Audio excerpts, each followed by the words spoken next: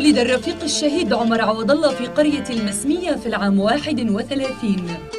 انضم إلى عصبة التحرر الوطني في العام 47 وانخرط في الحياة الوطنية في سن مبكرة. بعد نكبة الفلسطينيين وتهجيرهم في العام 48 انتقل عوض الله مع عائلته ليسكن حي الشجاعية في مدينة غزة. في العام 49 انضم إلى صفوف الحركة الشيوعية الفلسطينية. أمضى الرفيق عوض الله 7 سنوات من عمره في المعتقلات المصرية، حيث اعتقلته السلطات المصرية مرات عديدة، كانت آخرها في العام 63.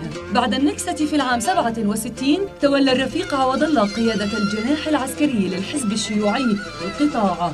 بدأت سلطات الاحتلال بمطاردته في أواخر العام 68 وجندت كل وسائلها الاستخبارية في سبيل اعتقاله. وقت ذاك قررت قيادة الحزب إخفاءه على أن يتابع مهماته بقيادة جناحه العسكري بشكل سري.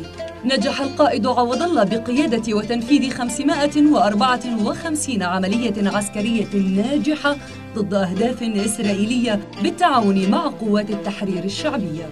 في أواخر العام 70 هاجمت قوة عسكرية إسرائيلية بقيادة موشي ديان مقر عوض الله السري وقذفته بقنابل الدخان، واعتقلته بعد قرابة 3 سنوات من المطاردة والعمل السري. قدم للمحكمة العسكرية بتهمة مقاومة الاحتلال وقيادة تنظيم عسكري، وحكم عليه بالسجن مدى الحياة.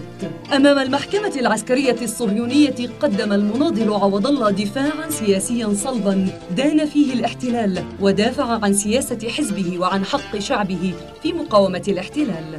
لم تكتفي سلطات الاحتلال بمصادرة حرية الرفيق عوض الله، بل عمدت إلى تصفيته داخل معتقل عسقلان عبر استخدامها لعقار طبي تسبب باضطرابات في القلب. توقف قلب الرفيق القائد عوض الله عن الخفقان واستشهد على إثر ذلك في العام 75، مسطرا بصموده وثباته وعزيمته درسا لم ولن ينساه شعبنا وحركته الأسيرة.